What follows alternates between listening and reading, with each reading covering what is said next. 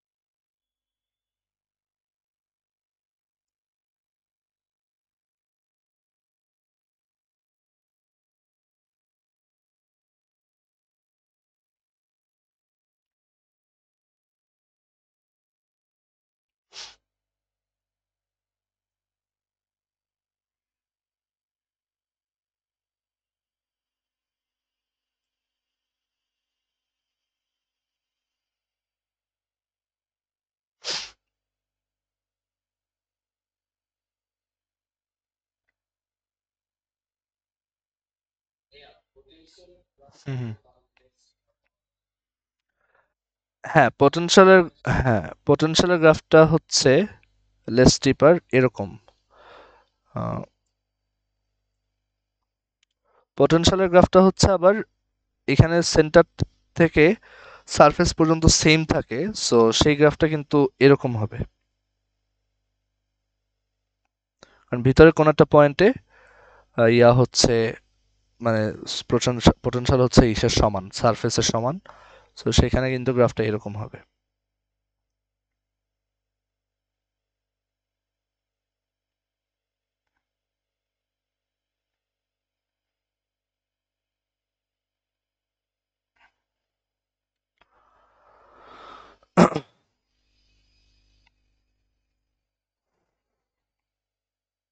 ঠিক আছে, সো আমরা এর পরের কেসটা দেখি।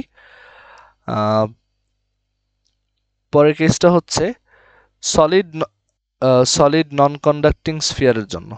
ঠিক আছে, সো আমরা এখন একটা সলিড নন কন্ডাক্টিং স্ফিয়ার আঁকবো। তো সলিড নন কন্ডাক্টিং স্ফিয়ারে যেটা ডিফারেন্স, যে চার্জগুলো আসলে ভিতরে দিব এবং ভিতরেই থেকে যাবে।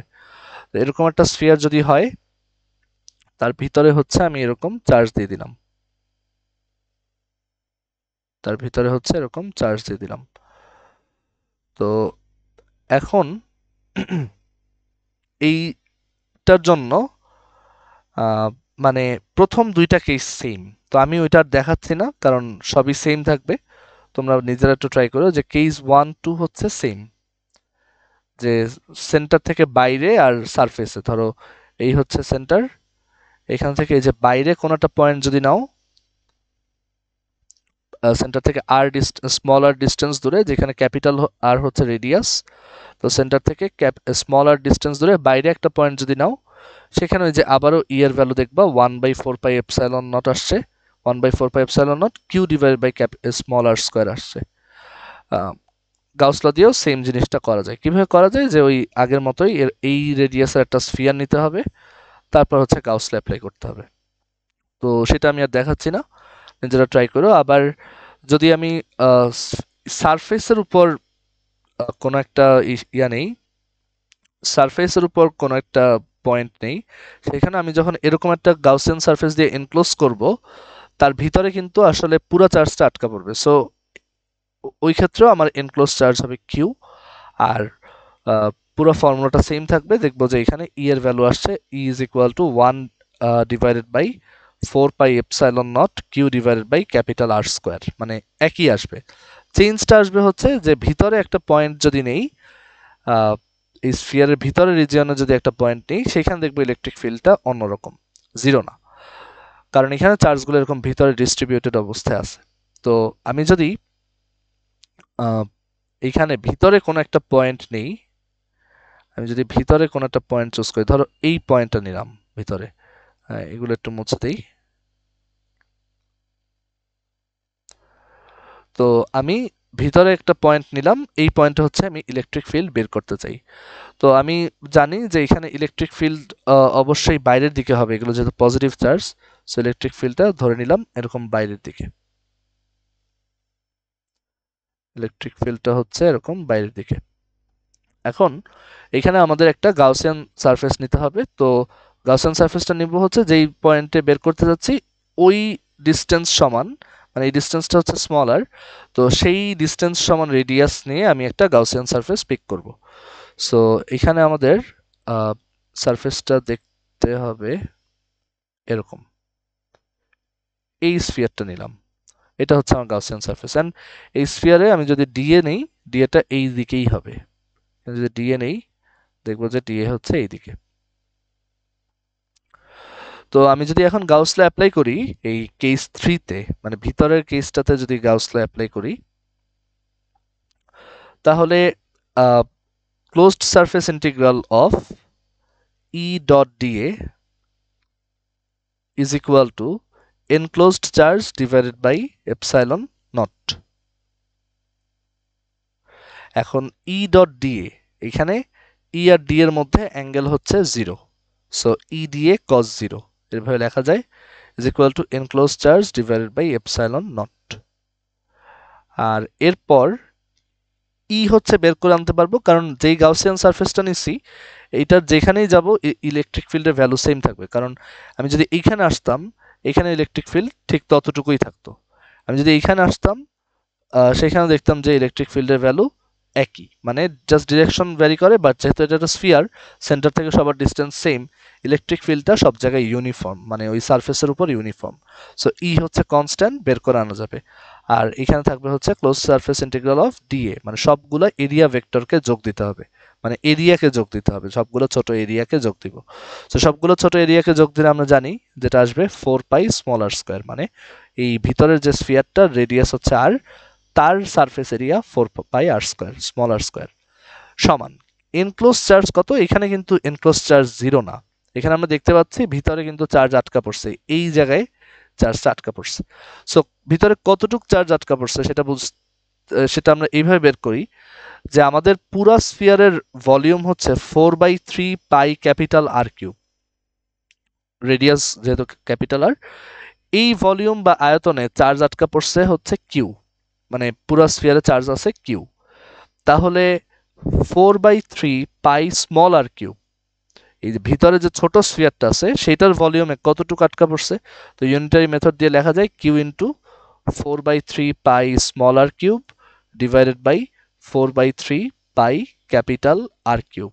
তো এখান থেকে আমরা 4/3 পাই কেটে দিলে পাবো q small r cube divided by capital R cube. So enclosed charge হচ্ছে q small r cube divided by capital R cube, আর ডিভাইডেড বাই হচ্ছে এপসাইলন নট। অ্যান্ড আমরা এখান থেকে দেখতে পাচ্ছি আসে ই ইজ ইকুয়াল টু এই আর স্কোয়ার, আর এখানে আর কিউব থেকে আর স্কোয়ার কেটে দিই, তাহলে আসে E is equal to 1 divided by 4 pi epsilon naught q into r divided by capital R cube. দেখো সেম একটা জিনিস আমরা শেল থিওরি থেকেও দেখাইছিলাম, সো সেম জিনিসটাই আসছে। অ্যান্ড আমরা যদি এখানে ইয়া করি এটার ই ভার্সেস আর গ্রাফটা দেখি এই তিনটা কেসের জন্য, সলিড নন কন্ডাক্টিং স্ফিয়ারের জন্য, সো সেটা দেখতে হবে এরকম,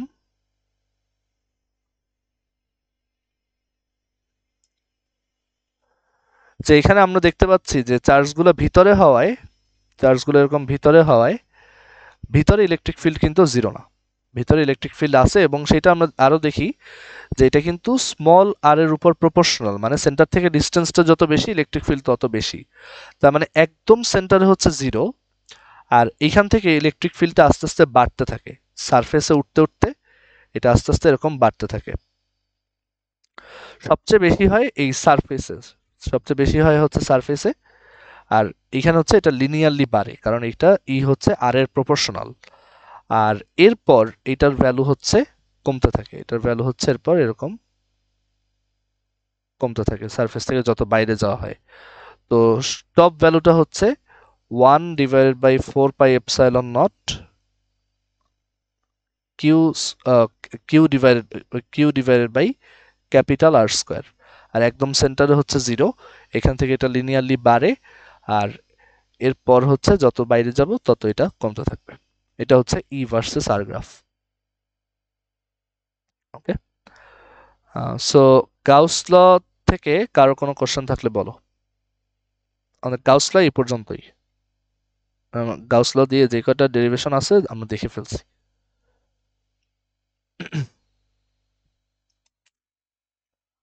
ওকে, সো এখন হচ্ছে আমরা ক্যাপাসিটরের যে আইডিয়াটা বা ক্যাপাসিটেন্সের যে আইডিয়াটা বা ধারকত্ব আর ধারক, এই জিনিসটা আজকে জাস্ট শুরু করে দেন আমরা এই ফিজিক্স ক্লাসটা শেষ করব, কারণ আমাদের খুব বেশি সময় নাই এই এটার জন্য। সো এরপর হচ্ছে আমরা দেখাবো ম্যাথ। তো আমি জাস্ট ক্যাপাসিটেন্সটা শুরু করে দিচ্ছি, এবং এটা গাউস লর সাথে রিলেটেড। আমরা দেখবো যে একটু আগে যে ফর্মুলাগুলো বের করছি তার মধ্যে একটা আইডিয়া এখানে লাগবে। ওকে, সো আমাদের এর পরের টপিক স্ট্যাটিক ইলেকট্রিসিটিতে, সেটা হচ্ছে ক্যাপাসিটেন্স বা ধারকত্ব। ক্যাপাসিটেন্স বা ধারকত্ব। তো ক্যাপাসিটেন্স বা ধারকত্ব হচ্ছে কন্ডাক্টরের একটা প্রপার্টি। সব কন্ডাক্টরেরই ক্যাপাসিটেন্স থাকে। সো কন্ডাক্টরের একটা প্রপার্টি, অ্যান্ড এই প্রপার্টিটা তোমার কন্ডাক্টরের উপরেই নির্ভর করে। মানে কন্ডাক্টরের প্রপার্টি যেহেতু, এটা হচ্ছে কন্ডাক্টরের শেপ, ম্যাটেরিয়াল, ইটসেট্রার উপর ডিপেন্ড করে। তো আলাদা আলাদা টাইপের কন্ডাক্টরে ক্যাপাসিটেন্স আলাদা আলাদা ধরনের হয়।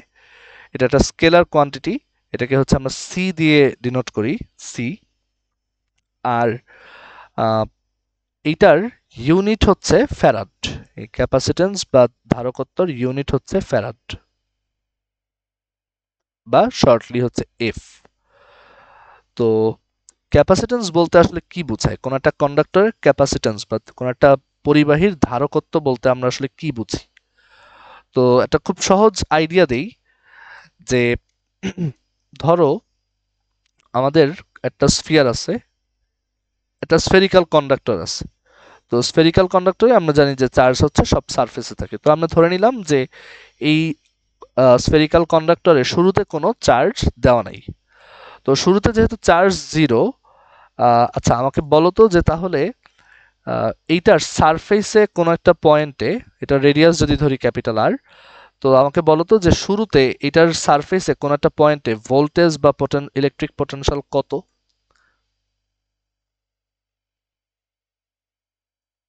কোনো চার্জ নাই, তাহলে এটার সারফেসে ভোল্টেজ বা ইলেকট্রিক পোটেনশিয়াল কত হবে? 0, রাইট। এখন আমি যদি এখানে আস্তে আস্তে চার্জ দেই, ধরো আমি এখানে চার্জ দিলাম, আমরা জানি যে সব চার্জগুলো হচ্ছে এরকম ইসে থাকবে, সারফেসে থাকবে।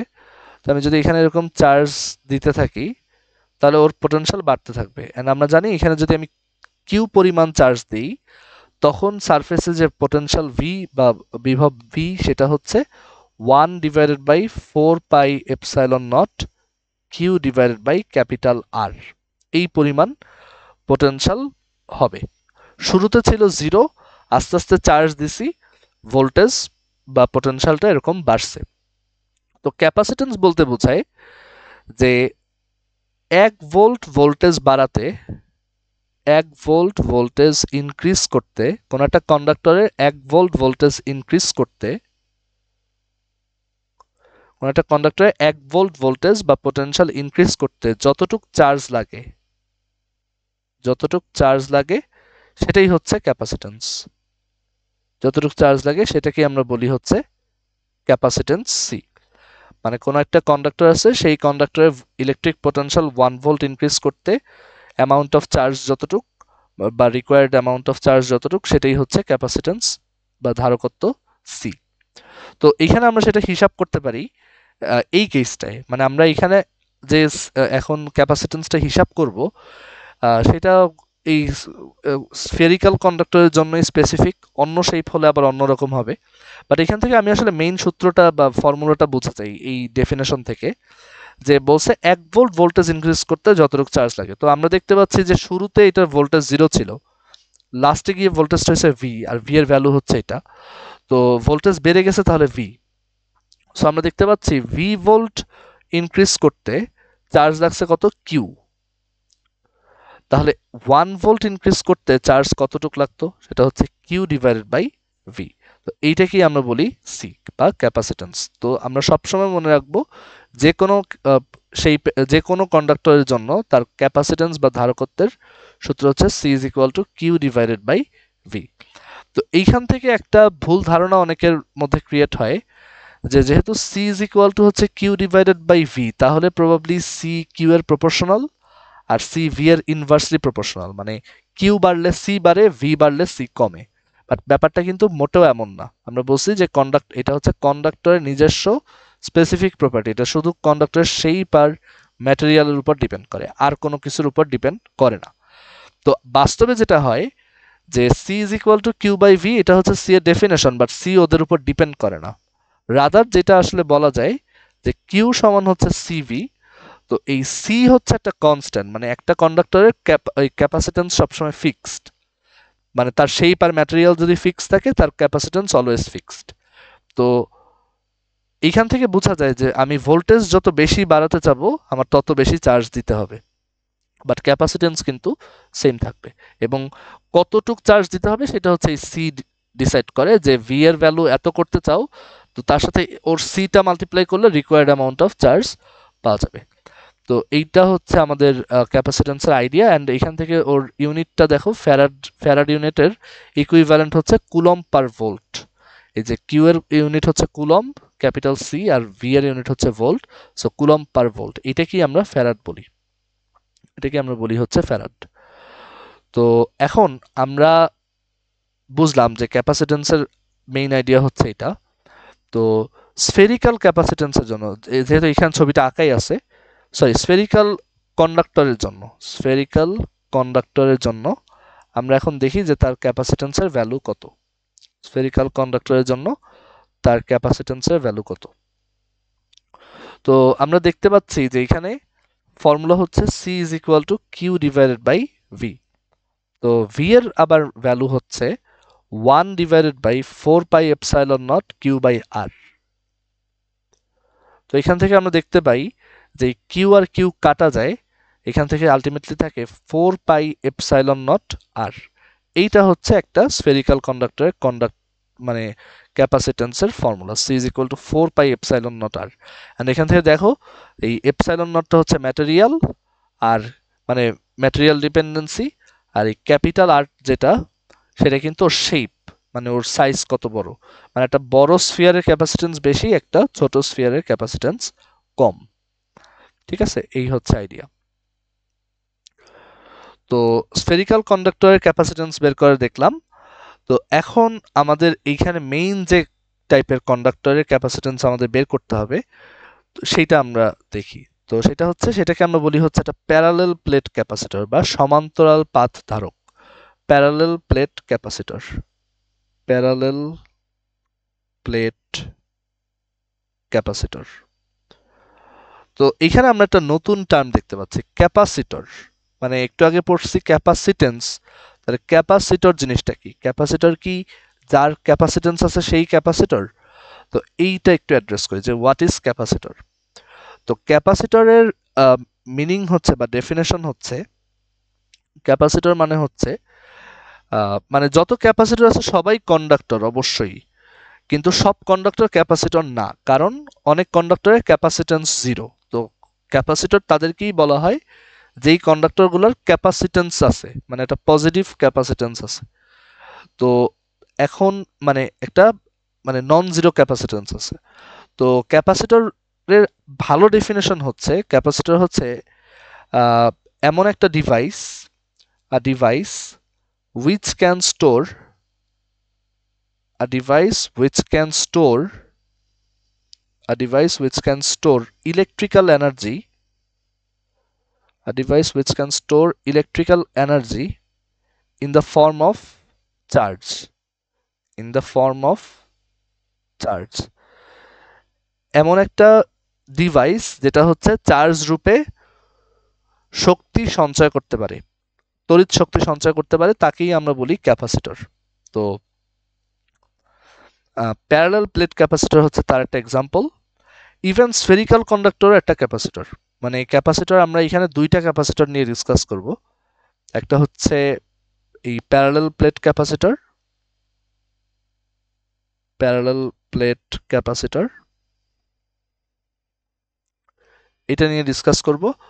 আর সাথে হচ্ছে আমি আরেকটা ক্যাপাসিটর যেটা দেখবো সেটা হচ্ছে স্ফেরিক্যাল কন্ডাক্টর যেটাকে বলি। তো এটাকে স্ফেরিক্যাল ক্যাপাসিটরও বলে বা স্ফেরিক্যাল কন্ডাক্টরও বলে। তো স্ফেরিক্যাল ক্যাপাসিটর বা স্ফেরিক্যাল কন্ডাক্টর এই দুইটা নিয়ে হচ্ছে আমরা ডিসকাস করব। তো স্ফেরিক্যাল কন্ডাক্টর আমরা তার ক্যাপাসিট্যান্স একটু আগে বের করছি, বাট সে কেন ক্যাপাসিটর, মানে তার সে কিভাবে আসলে চার্জ স্টোর করে আর সেইভাবে কিভাবে সে হচ্ছে ইলেকট্রিক্যাল এনার্জি স্টোর করে সেটা একটু বুঝি। তো আইডিয়াটা খুব সিম্পল, যে ধরো আমার কাছে যদি এরকম একটা স্ফিয়ার থাকে, একটা চার্জ স্ফিয়ার থাকে, এরকম একটা স্ফেরিক্যাল কন্ডাক্টর আছে এবং সেখানে হচ্ছে চার্জ আছে, লেটস সে ধরো সেখানে হচ্ছে এরকম চার্জ আছে। ধরো আমি মাইনাস চার্জ দিয়ে এক্সাম্পলটা দিই, ধরো এটা ইলেকট্রন দিয়ে চার্জড, তো এটা হচ্ছে নেগেটিভলি চার্জ এরকম।